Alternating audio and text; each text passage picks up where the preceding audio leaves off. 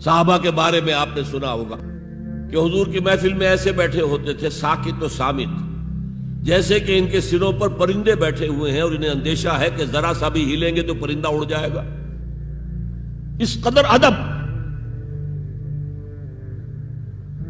حضور صحابہ سے سوال کرتے تھے اور یہ آپ کا طریقہ تھا تعلیم کا کہ پہلے ایک سوال سامنے لایا جائے تاکہ ان کا ذہن کھلے، سوچیں خود بھی۔ یہ تعلیم کا بہترین طریقہ ہے۔ اس کے بعد ہوتا کیا تھا؟ جواب نہیں دیتے تھے، اللہ و رسولہ عالم، اللہ اور اس کا رسول بہتر جانتے۔ پھر اگر دوبارہ آپ پوچھتے تھے تو جو بھی سمجھ میں آتا تھا کہتے تھے۔ مجھے یاد آ رہی ہے ایک حدیث، اور اچھا ہے کہ وہ آپ سن لیں، اس لیے کہ عام شکایت یہ ہے کہ مذہبی لوگ معاملات میں اچھے نہیں ہوتے۔ مسجدیں بنوائیں گے، مسجدوں میں قالین بچھوائیں گے، وہاں پر فانوس لگوائیں گے، سب کچھ کریں گے، مدرسوں کی خدمت کریں گے، علماء کی خدمت کریں گے، لیکن معاملات، تجارت، کاروبار، بین الانسانی تعلقات، عام شکایت ہے، اس کی وہ پرواہ نہیں کرتے، حقوق و لباد کا لحاظ نہیں۔ تو حضور نے ایک مرتبہ پوچھا صحابہ سے، اتدرون من المفلس؟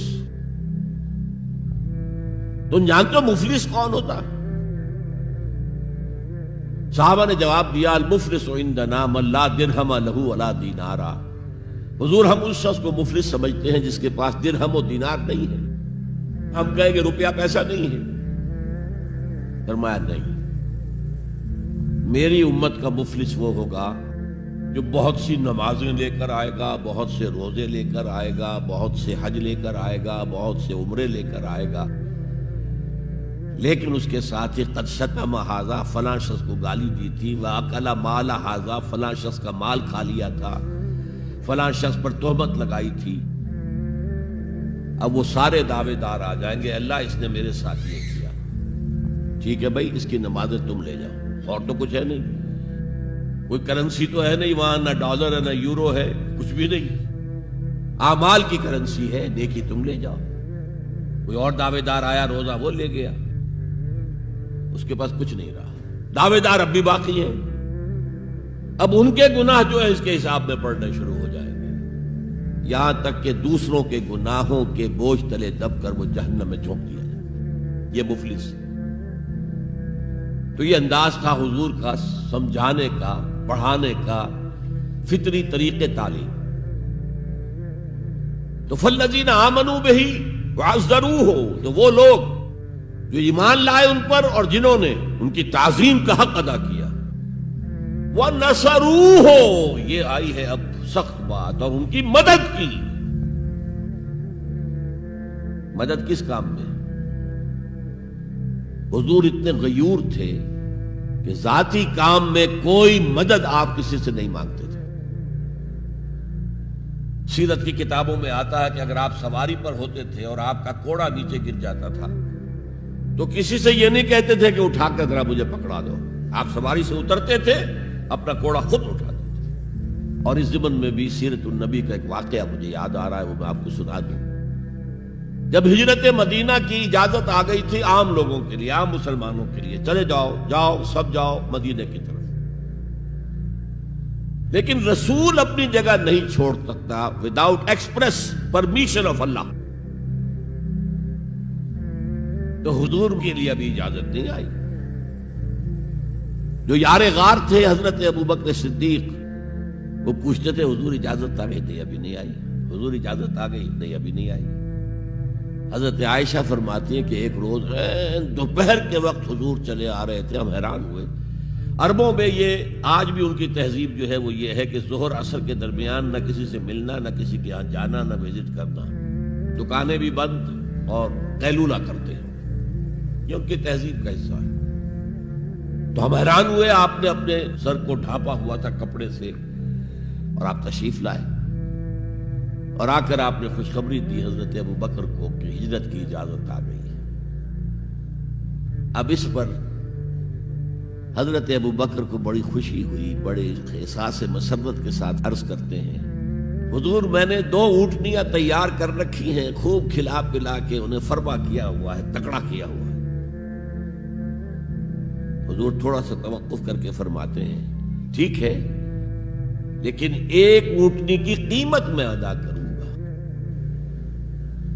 حضرت ابوبکر رو پڑے حضور مجھ سے بھی یہ مغایرت کہ میری اونٹنی کی بھی آپ قیمت دینا چاہتے ہیں. تو نصرت جو ہے اس کے بارے میں جان لیجئے کہ یہ تو حضور کا جو مشن تھا اس میں مدد, کوئی ذاتی اپنے کسی کام کے لیے آپ نے کبھی کسی سے مدد طلب نہیں کی. جو مشن اللہ نے ڈال دیا تھا کندھے پر, هو الذی ارسل رسولہ بالہدی ودین الحق لیظہرہ علی الدین کلہ ولو کرہ المشرکون. وہی تو ہے اللہ جس نے بھیجا ہے اپنے رسول محمد کو صلی اللہ علیہ وسلم الہدا دے کر, قرآن حکیم دے کر اور دین حق دے کر. صرف قرآن نہیں, دین حق. جو عربی سے واقف ہیں کچھ لوگ وہ سوچتے ہوں گے جو واو دو آیا ہے درمیان میں یہ واو تفسیری ہے, یہ واو عطف ہے. اگر یہ واو عطف ہے تو مغایرت ہو جائے گی. الہدا کچھ اور ہے, دین حق کچھ اور ہے, مغایرت لازم ہے معطوف اور معطوف علیہ کے اندر. وہ مغایرت کیا ہے؟ صرف قرآن پر کوئی نظام نہیں بن سکتا. نظام بنتا ہے جب قرآن پر سنت رسول کا اضافہ کیا جائے. لہذا دین حق صرف قرآن نہیں ہے, قرآن بما سنت رسول صلی اللہ علیہ وسلم اب نظام بنتا ہے. جیسے قرآن میں کتنی دفعہ کہا اقیموا الصلاۃ اقیموا الصلاۃ اقیموا الصلاۃ الذین یقیمون الصلاۃ, کتنی مرتبہ. لیکن کیا نماز کا کوئی نظام بن سکتا ہے قرآن کی بنیاد پر؟ کیا یہ نماز کے 5 اوقات معین ہو سکتے ہیں یقین کے ساتھ؟ اشارات تو ہیں لیکن یہ کہ کیا یقین کے ساتھ 5 کا یہ معاملہ, یہ تو معلوم ہے کہ قیام بھی ہے, رکوع بھی ہے, سجود بھی ہے, ترتیب کیا ہے یہ کسی قرآن مجید کی آیت سے ثابت ہوگا؟ پھر ہر رکعت میں رکوع ایک ہے, سجدے 2 ہیں. کیوں؟ یا تو سجدہ بھی ہو یا رکوع بھی 2 ہو. لاکھ اختلاف ہو جاتے. یہ جو 1450 برس ہو گئے کہیں پریڈ ٹوٹتی ہے. اگر یہ ہوتا کسی کے نزدیک رکوع بھی 2 ہے تو ایک رکوع کے بعد دوسرا رکوع کرتا, باقی لوگ گئے ہوتے سجدے کے اندر, ٹوٹ گئی نا پریڈ. اور کسی کی رائے یہ ہوتی کہ سجدہ بھی ایک ہی ہے تو وہ ایک سجدہ کر کے کھڑا ہو جاتا, دوسرے ابھی دوسرا سجدہ کر رہے تو وہ کہہ سکتا تھا کہ یہ ناداں گر گئے سجدے میں جب وقت قیام آیا. اب تو وقت قیام آ چکا تھا. ہے ایسا اختلاف کوئی؟ سن 62 میں پہلی مرتبہ جب حج پر گیا ہوں تو سب سے بڑا تاثر میرا یہی تھا کہ 1400 برس ہو گئے ہیں اور امت کتنے وسیع علاقے میں پھیلی ہے. ہر نسل کے لوگ اس میں آئے ہیں, ہر رنگ کے لوگ آئے ہیں, ہر جغرافیائی پس منظر کے لوگ آئے ہیں, ہر تاریخی پس منظر کے لوگ آئے ہیں. لیکن یہ نماز میں تو کوئی فرق نہیں, نماز ٹوٹتی نہیں کہیں. پریڈ, ایک پریڈ چل رہی ہے. تو نماز کا بھی نظام سنت کے بغیر نہیں بنتا. تو نظام زندگی, مکمل نظام زندگی وہ قرآن پر سنت کے اضافے سے وجود میں آئے گا. اس لیے قرآن کو علیحدہ کہا اور دین الحق کو علیحدہ کیا. اور دین الحق کسے کہتے ہیں؟ دیکھیے دین کے بنیادی معنی ہیں جزا و سزا, مالک یوم الدین. ہم پڑھتے ہیں کہ نہیں؟ ارأیت الذی یکذب بالدین, تم نے دیکھا اس شخص کو جو جزا و سزا کا منکر ہے.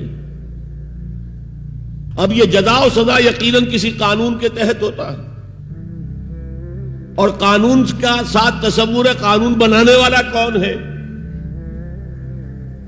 جس کو آپ مانیں گے قانون بنانے والا اور اس کی اطاعت میں پورا نظام زندگی دے دیں گے, اس کا دین ہے جو آپ نے اختیار کیا ہے. قرآن مجید میں مرکب اضافی کی شکل میں اس دین کی نسبت یا بادشاہ مصر کی طرف ہوئی ہے یا اللہ کی طرف ہوئی ہے. ما کان لیاخذ اخاہ فی دین الملک, حضرت یوسف کے پاس علیہ الصلوۃ والسلام جب اتنے طویل عرصے کے بعد 11 بھائی آئے ان میں بنیامین بھی تھا جو آپ کا حقیقی بھائی تھا. اسے اپنے پاس روکنا چاہتے تھے، لیکن جس بادشاہ کے تحت وہ سارا نظام تھا وہ بادشاہ تو نہیں تھے نا. تو بادشاہ تو وہ تھا جس نے خواب دیکھا تھا کہ 7 دبلی گائیں جو ہیں وہ 7 موٹی گائیں کو کھا گئی، نگل گئی. اس کی تعبیر بتائی تھی، تبھی تو جیل سے نکلے تھے. اب یہ کہ بہت بڑے افسر تھے، بڑے وزیر تھے، آپ انہیں جو چاہے کہہ لیں، لیکن بادشاہ تو نہیں تھے نا. نظام تو بادشاہ کا تھا، اور بادشاہ کے قانون کے مطابق وہ باہر سے آئے ہوئے کسی شخص کو اپنے پاس روک نہیں سکتے تھے. ما کان لیاخذ اخاہ فی دین الملک. تو اللہ تعالیٰ نے وہ پھر ہیلا نکالا ان کے لیے. تفصیل آپ کے علم میں ہے. کذالک کدنا لیوسف، ہم نے اس طریقے سے ایک تدبیر کر دی یوسف کے لیے. اللہ نے اپنے ذمے لے لی بات. تو دین الملک، دین الملک کیا ہے؟ بادشاہ مطاع مطلق ہے. Sovereignty belongs to him. بادشاہ ہو یا کوئن ہو،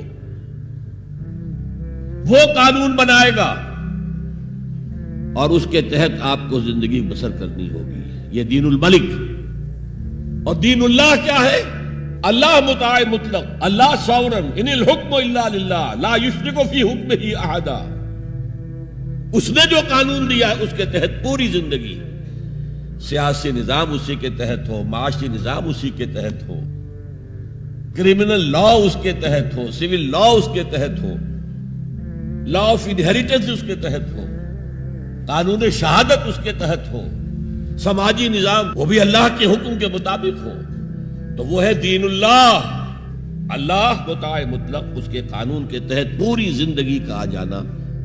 اذا جاء نصر اللہ والفتح ورأیت الناس يدخلون فی دین اللہ افواجا. جب اللہ کی مدد آ گئی اور فتح آ گئی، اور اے نبی آپ نے دیکھا جب لوگ جوق در جوق آ رہے ہیں، فوج در فوج آ رہے ہیں، گروہ در گروہ آ رہے ہیں، قبیلوں کے وفد پر وفد چلے آ رہے ہیں اسلام لانے کے لیے، تو یہ کیفیت کیا تھی؟ دین اللہ میں داخل ہونے کا ان کا فیصلہ. اب ذرا سی ٹیڑھی بات آ رہی ہے. پوری دنیا میں دین جمہور، sovereignty of the people, not of God, sovereignty of the people. ہمارے نمائندے ہیں، ہم ووٹ دیں گے انہیں، وہ جائیں گے اسمبلی میں، جو چاہیں گے قانون بنائیں گے. وہ مرد کے ساتھ شادی کو اگر رجسٹر کرنا چاہیں، اجازت دینا چاہیں، لائسنس ایشو کر دیں گے. ایک مرد شوہر ہوگا، ایک دوسرا مرد بیوی ہوگا. Legally they will be wife and husband. Lesbians ہیں، عورتیں ہیں، آپس میں شادی کرنا چاہتی ہیں تو عورتیں ٹھیک ہے، لو بھائی کر دو، جاؤ. ہومو سیکسولیٹی جائز ہے بالکل، بلکہ اب تو اسے کہا جا رہا ہے کہ یہ نارمل انکلینیشن مانی جانی چاہیے. ہومو سیکسولیٹی، ہم جنس پرستی، اسے کوئی برا نام دینا ہی نہیں چاہیے. It's a normal attitude. یہ ہے اس سوشل انجینئرنگ پروگرام کا معاملہ کہ جو ابھی چند سال پہلے جو یونائٹڈ نیشنز آرگنائزیشن کی جنرل اسمبلی نے جو سوشل انجینئرنگ پروگرام بنایا ہے نوع انسانی کے لیے، اس میں تو کیا مقصد تھا حضور کا؟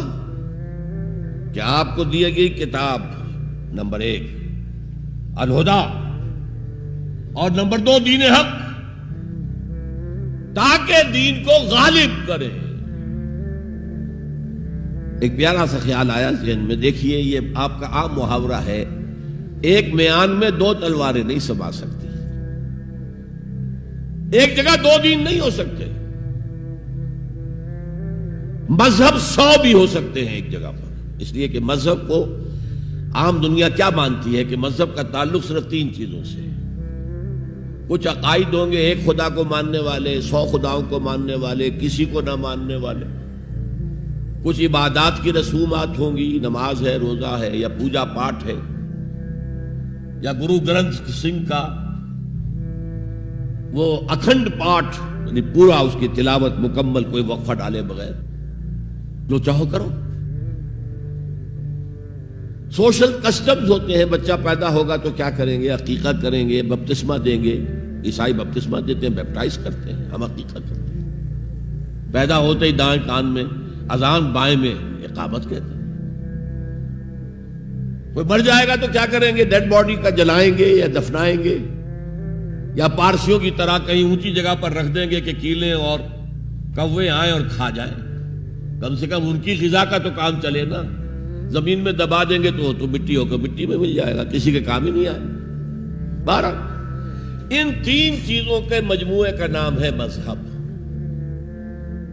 جبکہ دین کے اندر تین چیزیں مزید شامل ہو جاتی ہیں: سماجی نظام، معاشی نظام، سیاسی نظام۔ یہ تین جمع تین بن کر دین بنتا ہے، تو دین تو دو نہیں ہو سکتے۔ جمہوریت اور آمریت تو ساتھ ساتھ نہیں ہو سکتے، کیپٹلزم اور کمیونزم تو ساتھ ساتھ نہیں ہو سکتے، ڈیموکریسی اور ملوکیت تو ساتھ ساتھ نہیں ہو سکتے۔ اس اعتبار سے ایک مغلوب ہوگا، ایک غالب ہوگا۔ مغلوب مذہب بن جائے گا اور غالب دین ہوگا۔ آج دین جمہور غالب ہے۔ وہ جو اقبال کا شعر ہے بڑا پیارا: بندگی میں گھٹ کے رہ جاتی ہے ایک جوئے کباب، اور آزادی میں بہرے بے قراں ہے زندگی۔ اگر دین آزاد ہے، غالب ہے، چھایا ہوا ہے، تو وہ ہے اصل دین، ورنہ وہ سکڑ کر مذہب بن جائے گا۔ ہم 60 سال پہلے دین انگریز پر تھے نا۔ حاکم کون تھا؟ کوئی بادشاہ کو ملکہ بیٹھا ہوا یا بیٹھی ہوئی ہے انگلستان میں، وائس رائے یہاں ایک ہوتا تھا اس کا، لیکن وہ حاکم نہیں تھا، ساورن نہیں تھا۔ ساورنٹی ان کی تھی، اصل حکومت ان کی تھی۔ ہز میجسٹیز گورنمنٹ یا ہر میجسٹیز گورنمنٹ، ان کی تھی حکومت۔ تو اس اعتبار سے دین کو غالب کرنا یہ بہت جان جوکھوں کا کام تھا، یہ نوٹ کر لیجئے آپ۔ دیکھیے تمام نبی اور رسول مبلغ بن کر آئے، داعی بن کر آئے، بشیر بن کر آئے، نذیر بن کر آئے، بشارت دینے والے کہ اللہ کے راستے پر آؤ گے فروح و ریحان و جنت نعیم، اور اگر انذار کرنے والے نذیر بن کر آئے، اگر غلط راستے پر جاؤ گے تو جہنم ہے۔ حضور بھی یا ایھا النبی انا ارسلناک شاہدا و مبشرا و نذیرا و داعیا الی اللہ باذنہ و سراجا منیرا، یہ جو 5 حیثیتیں ہیں یہ مشترک ہیں حضور میں اور تمام انبیاء میں۔ اگرچہ ہر حیثیت میں حضور کی اپنی شان ہے جس میں کوئی دوسرا نبی ان کے قریب نہیں آ سکے گا، لیکن نوٹ کیجئے یہ آیت جو میں اس وقت آپ کے سامنے رکھ رہا ہوں، جس کے لیے نصرت مطلوب تھی، آؤ میرا ہاتھ بٹاؤ، یہ قرآن میں 3 دفعہ آئی ہے محمد الرسول اللہ کے لیے، اور کسی کے لیے نہیں آئی۔ ابراہیم کی نسبتیں دیکھیے، 3 نسبتیں ہیں کتنی اعلیٰ بلند۔ خلیل اللہ ہے، واتخذ اللہ ابراہیم خلیلا۔ ابو الانبیاء ہے، سینکڑوں رسول اور نبی ان کی اولاد میں آئے۔ حضرت اسحاق کی اولاد سے، وہ جو prophets of the old testament ہیں، ان کی کتابیں جو ہیں، صحیفے ہیں، دیکھیے۔ پھر حضرت اسماعیل کے اولاد میں حضرت محمد صلی اللہ علیہ وسلم، مدیان کی اولاد میں حضرت شعیب۔ یہ بہت کم لوگوں کو معلوم ہے کہ حضرت ابراہیم کی ایک تیسری زوجہ بھی تھی، ہاجرہ، جو مصر کے بادشاہ کی بیٹی تھی، جو پھر کنیز کے طور پر مصر کے بادشاہ نے پیش کی۔ ان سے اللہ نے بیٹا دیا اسماعیل۔ سارا جو حضرت ابراہیم کے اپنے خاندان سے تھی، کیونکہ بانجھ تھی، ساری عمر اولاد نہیں ہوئی، بڑھاپے میں اللہ نے اسحاق عطا کر دیا۔ پھر آپ نے ایک اور شادی کی تھی، قطورہ، ان سے 6 بیٹے دیے تھے اللہ نے حضرت ابراہیم کو۔ ان میں سے ایک مدین تھا جس سے قوم مدین بنی ہے، جس میں حضرت شعیب کو بھیجا گیا۔ باقیوں کی تاریخ ہمیں معلوم نہیں۔ حضرت اسحاق کے بھی 2 بیٹے تھے اور جڑواں تھے۔ ولادت جب ہوتی ہے جڑواں بچوں کی تو پہلے ایک پھر دوسرا آتا ہے نا، تو اس اعتبار سے اسے بڑا چھوٹا کہہ دیتے ہیں، چاہے تھوڑی سی دیر کا وقفہ ہو، لیکن وہ بڑا چھوٹا تو ہو گیا۔ تو بڑے تھے حضرت عیسو اور چھوٹے تھے حضرت یعقوب. اور یعقوب کو یعقوب کیوں کہا؟ عقب سے، بعد میں آنے والا، پیچھے آنے والا. یعقوب عقب. ان کی اولاد میں کتنے نبی ہوئے ذرا سوچئے. تو پہلی نسبت اللہ کے خلیل، دوسری نسبت سینکڑوں نبیوں کے والد جد امجد، اور تیسری نسبت انی جاعلک للناس اماما، امامت الناس کے اوپر فائز کیے گئے. لیکن کیا آپ کے ذریعے سے کوئی نظام قائم ہوا، کوئی اسلامی ریاست قائم ہوئی؟ نہیں. کیا حضرت موسیٰ کے ذریعے سے ہوئی؟ حضرت موسیٰ وہ ہے جن کا ذکر قرآن میں ہم کہیں گے یہ، اگرچہ نام لے کر حضور کا تذکرہ بہت کم ہوا ہے قرآن میں، زیادہ نہیں، لیکن ظاہر بات ہے قرآن مجید تو حضور کی سیرت ہی بن جاتی ہے ایک طرح سے. غزوہ انفال کیا ہے؟ سورت انفال غزوہ بدر کا چیپٹر ہے. آل عمران کی 60 آیات جو 120 سے 180 تک وہ کیا ہے؟ غزوہ احد ہے. تو حضور کا تو ذکر سب سے زیادہ ہے، لیکن حضور کے بعد سب سے زیادہ ذکر 555 آیات قرآن کی حضرت موسیٰ کے بارے میں ہے. 6,500 کل آیات ہیں، ان میں سے 555 1/13 1/13th part of Quran consists of تذکرہ of حضرت موسیٰ علیہ السلام. ان کے ذریعے حکومت قائم ہوئی. آ گئے تھے قریب 6 لاکھ بنی اسرائیل کو لے کر نکلے تھے مصر سے. ہجرت کے بعد آتا قتال کا مرحلہ، جنگ کا مرحلہ، جیسے حضور کی سیرت مطہرہ میں ہجرت کے بعد غزوہ بدر، بلکہ اس سے پہلے 8 مہمیں جو آپ نے بھیجی تو ایک علیحدہ ایشو ہے. وہاں ہجرت کے بعد جب جنگ کا مرحلہ آیا پوری قوم نے کوڑا جواب دے دیا. فَذَهَبْ أَنْتَ وَرَبُّكَ فَقَاتِلَا إِنَّا هَاهُنَا قَاعِدُونَ. جاؤ موسیٰ تم اور تمہارا رب جاؤ، اور پہلے فلسطین میں جو آباد ہے انہیں نکال کے باہر کر دو، پھر ہم داخل ہوں گے، ورنہ ہم تو یہاں بیٹھے ہیں. زمین جنبت نہ جنبت گل محمد. اس پر وہ پروسیس وہیں رک گیا. جبکہ حضور کو اللہ نے وہ صحابہ دیے. غزوہ بدر سے پہلے ایک مشورہ کیا حضور نے صحابہ سے. دیکھو ایک لشکر آ رہا ہے جنوب سے، مکہ جنوب میں تھا، مدینے سے، کیل کانٹے سے لیس ہے، لشکر ہے بڑا. ایک قافلہ آ رہا ہے شمال سے جو ابو سفیان لے کر گئے تھے اور اب واپس آ رہے تھے، اور انہوں نے SOS کال بھیج دی تھی اپنے سے پہلے مکہ کے لوگوں کے لیے کہ بھائی میرے قافلے کو خطرہ ہے، محمد صلی اللہ علیہ وسلم کے آدمی شاید حملہ کر دیں ہم پر، لہذا مدد بھیجو. اب یہاں حضور پوچھتے کہ پہلے کدھر چلے، قافلے کی طرف یا اس لشکر کی طرف؟ کچھ لوگ، ظاہر بات ہے کہ مدینے کے تمام جو صاحب ایمان تھے، مکے سے جو آئے تھے وہ بڑی بھٹیوں میں سے گزر کر آئے تھے، بڑی آزمائشوں میں سے گزر کر آئے تھے، بڑی سختیاں جھیل کر آئے تھے، لہذا وہ بہت گہرے تھے ایمان میں، بہت پختہ تھے. مدینے والوں کو تو ایسی کوئی قربانی دینی نہیں پڑی، پورا قبیلہ ایمان لے آیا. لہذا وہاں کچھ نہ کچھ کچے لوگ بھی تھے ہم جیسے. وہ کہا جی چلیے ذرا قافلے کی طرف چلیے. 30 یا 50 آدمی سنا ہے کہ ان کے ساتھ ہیں محافظ، اور مال بہت ہے، ہمیں بہت مال مل جائے گا. اور نمبر 2 یہ کہ ہمارے پاس تو ہتھیار بھی نہیں ہے، ہم ان کے ہتھیار تو لے لیں گے کم سے کم، پھر لشکر سے لڑیں گے. اللہ کا فیصلہ کچھ اور تھا. اب آپ لوگوں سے کہہ رہے ہیں مجھے مشورہ دو، مجھے مشورہ دو، مجھے مشورہ دو. ابو بکر صدیق کھڑے ہو کر تقریر کر رہے ہیں، حضور جو آپ کا حکم ہم حاضر ہیں، آپ فرمائیے. حضرت عمر نے تقریر کی، آپ فرمائیے جو آپ کا حکم ہو ہم حاضر ہیں.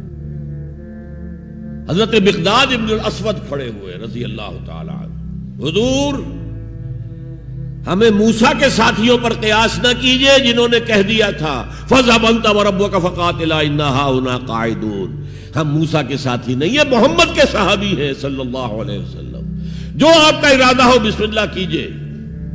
کیا عجب کہ اللہ تعالی ہمارے ذریعے آپ کی آنکھوں کو ٹھنڈک عطا فرمائے. یہ تو میں نے صرف اس واقعے کے حوالے سے سنایا یہ واقعہ. کہ وہاں کیا تھا؟ 6 لاکھ تھے افراد یہود، ان میں بوڑھے بھی تھے، بچے بھی تھے، عورتیں بھی تھیں، تو 1 لاکھ تو ہوں گے جنگ کرنے کے قابل، اور نیچے آ جائیے 50,000 تو ہوں گے، 12 میں 1 تو ہوگا۔ پورا جواب، صرف 2 آدمی نکلے، یوشع ابن نون اور کالب بن یفنہ۔ یوشع تو پھر بعد میں حضرت موسیٰ کے جانشین بھی ہوئے اور نبی ہوئے، جوشوا کہتے ہیں بائبل میں ان کو، لیکن یوشع ابن نون 2 آدمی۔ اب جنگ کیسے ہو؟ لہذا پروسیس وہی رک گیا۔ حضرت موسیٰ علیہ السلام کے ہاتھوں کو اسلامی حکومت، اسلامی ریاست قائم نہیں ہو سکی۔ حضرت عیسیٰ کا تو سوال ہی نہیں، 3 سال آپ نے دعوت دی ہے اور یہودی علماء جو ہیں جان کے ان کے دشمن بن گئے۔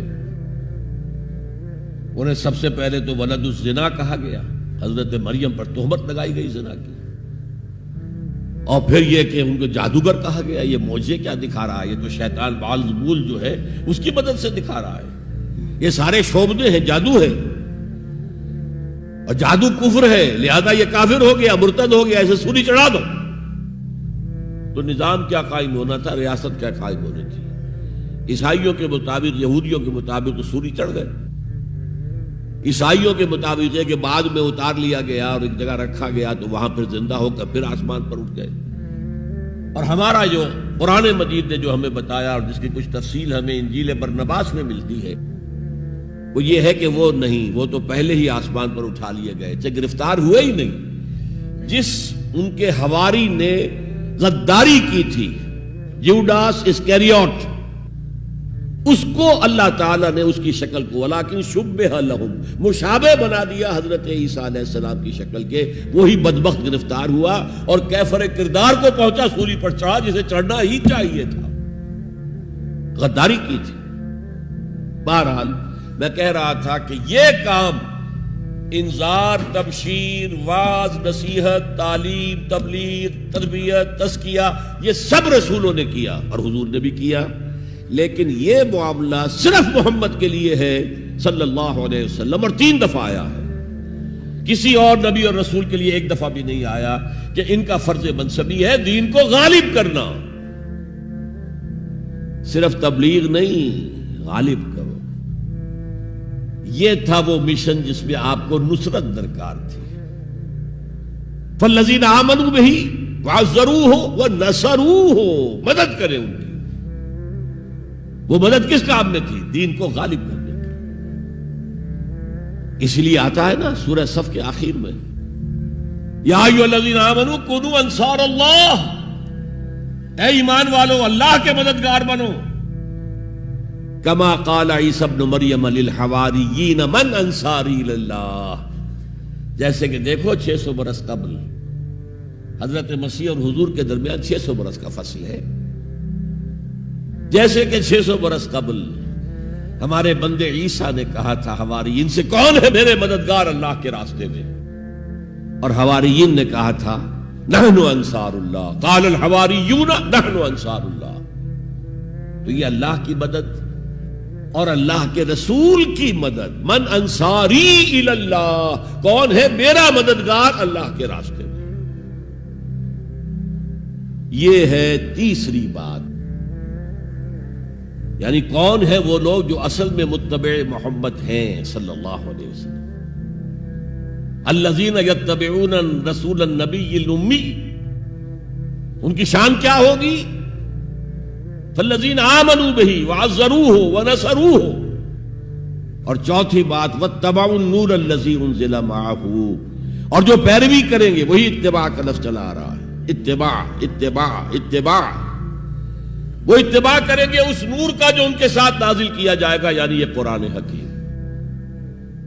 فَأُولَٰئِكَ هُمُ الْمُفْلِحُونَ، تو وہ ہوں گے مددگار، وہ ہوں گے کامیاب ہونے والے، مفلحون میں سے ہوں گے۔ اللہم ربنا اجعلنا منہم، اللہ تعالی ہمیں ان میں شامل کرے۔ اب تھوڑا سا خاکہ میں آپ کے سامنے رکھنا چاہتا ہوں، حضور نے یہ کام کیسے کیا جو کسی اور نبی سے نہیں ہو سکا؟ صرف ایک نبی سے، ایک رسول سے ہوا۔ نظام قائم کرنا، حکومت اللہ کی قائم کر دینا. جیسے کہ شاید آپ کو معلوم ہو کہ انجیل میں جو دعا ہے لارڈس پریئر کہلاتی ہے، جیسے ہمارے ہاں سورہ فاتحہ ہے، ایسا ہی مقام ہے لارڈس پریئر کا عیسائیوں کے. اس میں کیا الفاظ ہیں؟ Thy kingdom come, Thy will be done on earth as it is in heavens. اے اللہ، اے رب، تیری حکومت آئے، حکومت الہیہ قائم ہو جائے، تیری حکومت آئے.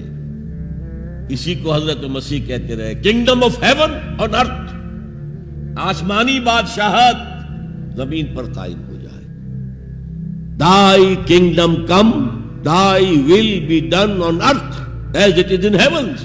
تیری مرضی جیسے آسمانوں میں پوری ہو رہی ہے، سارے سیارے، سارے ستارے، ساری گیلیکسیز، پوری کائنات جس طرح تیرے حکم کے پابند ہیں، اے رب ایسے ہی تیری مرضی زمین پر بھی پوری. یہ کام جو ہے بڑا جان جوکھوں کا کام ہے. تبلیغ میں، تعلیم میں محنت ہوتی ہے، مشقت ہوتی ہے، وقت لگتا ہے، اس میں کوئی شک نہیں. لیکن محض تبلیغ، محض تعلیم، محض تربیت، محض تزکیہ، یہ محمد رسول اللہ کا طریقہ نہیں ہے. برا نہ مانیے، میری بات پر غور کیجیے گا. محمد رسول اللہ کا طریقہ کیا تھا؟ دعوت دو قرآن کے ذریعے، انذار کرو قرآن کے ذریعے، بشارت دو قرآن کے ذریعے. فَإِنَّمَا يَسَّرْنَاهُ بِلِسَانِكَ لِتُبَشِّرَ بِهِ الْمُتَّقِينَ وَتُنذِرَ بِهِ قَوْمًا لُدًّا. اے نبی، ہم نے اس قرآن کو آپ کی زبان میں آسان کر دیا ہے. وَلَقَدْ يَسَّرْنَا الْقُرْآنَ لِلذِّكْرِ فَهَلْ مِن مُدَّكِرٍ. 4 دفعہ آیا ہے سورہ قمر میں.